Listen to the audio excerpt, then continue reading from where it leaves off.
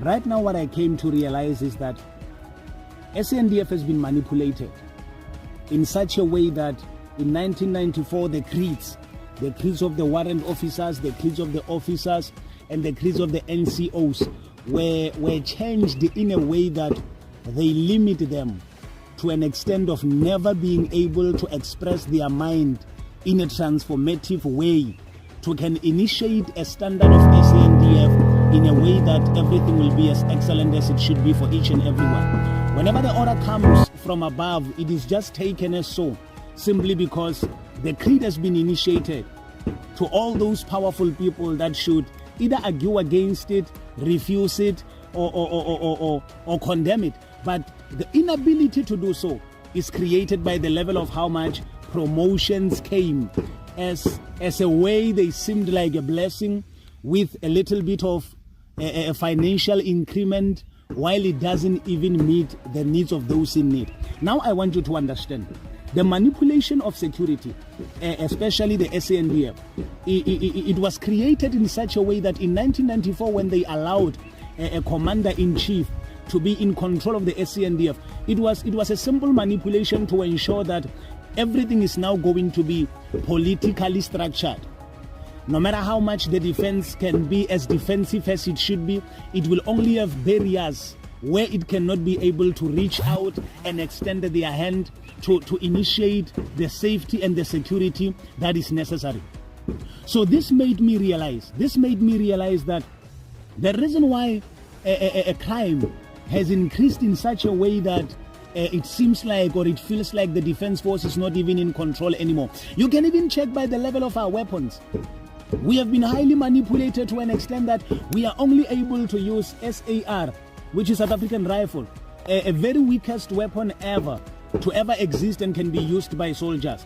We don't even get a chance to train AK-47 weapons that are very much essentially powerful for the defense of the country. So this should make you aware that the civilian security companies that are mostly owned or side owned by the political gurus have been made to be the escalated security factors, so that the ins and outs of all corrupt resources, illegal things can easily go in and out without the obligation of the defense in a way that it should be. So I need us to come to this point of understanding that until the defense force gets its authority back in a way that it was when it was SADF, at that time we knew it was an independent organization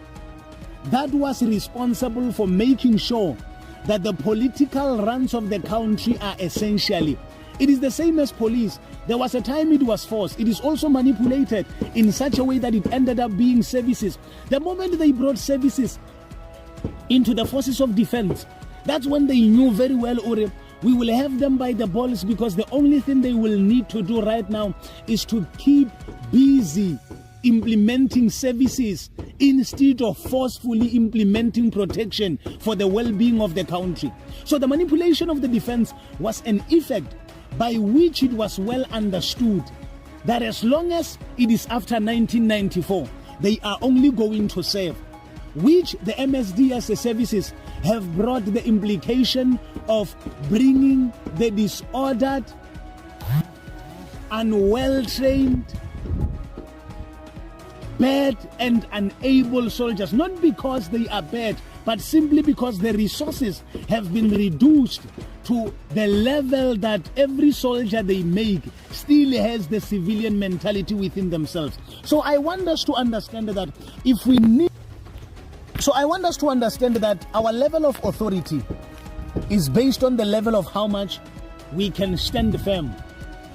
And you must remember, I'm saying this from a very open book of understanding, that soldiers have been made to never be able to strike, because they know once we can initiate a strike as soldiers, we will greatly do whatever we want to do and stop whatever we want to stop.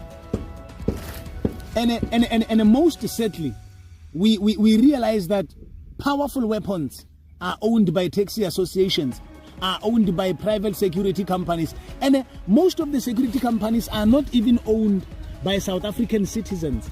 They are just using faces of South African citizens as owners of those security companies while they are foreign owned.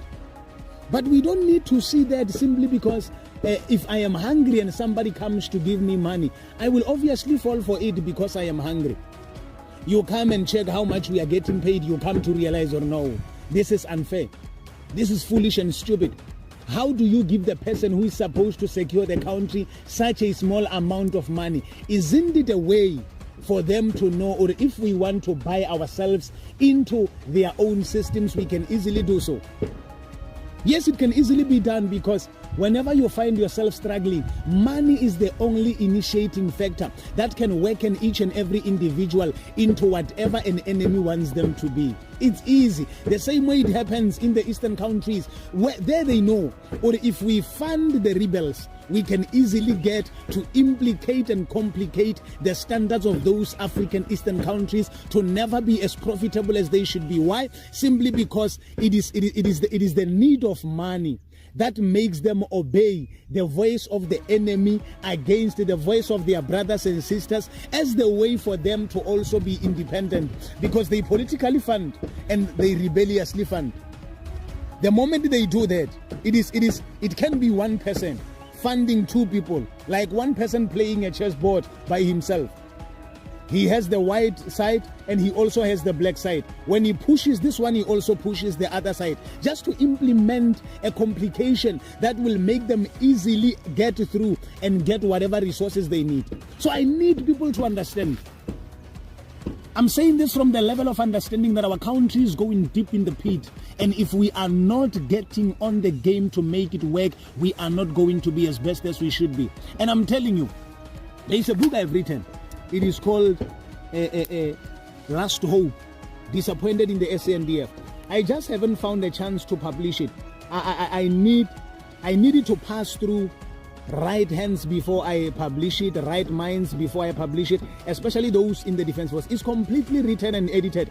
The covers are there. It just needs to be implemented as a rectification plan for the defense to be as effective as it should be, for the defense to be restored back to its original glory. Because if you check the slogans of 2 years back, now it has been developing in a way that it develops to say maintaining the order in order to restore the dignity of SANDF to its original glory. That is to say, if we want to restore it to its original glory, we must come to the point of being as truthful as we should be. Especially Rena Bailongorenge, we never obliged to any creeds. You understand? Promoted early. Because if you get promoted early, the implication of your promotion is the creed that you get whenever you get into the order of being that. Nake code of conduct mara aina mata manchi, because I am not violating the rights of anyone. I'm just giving my thoughts on my freedom of speech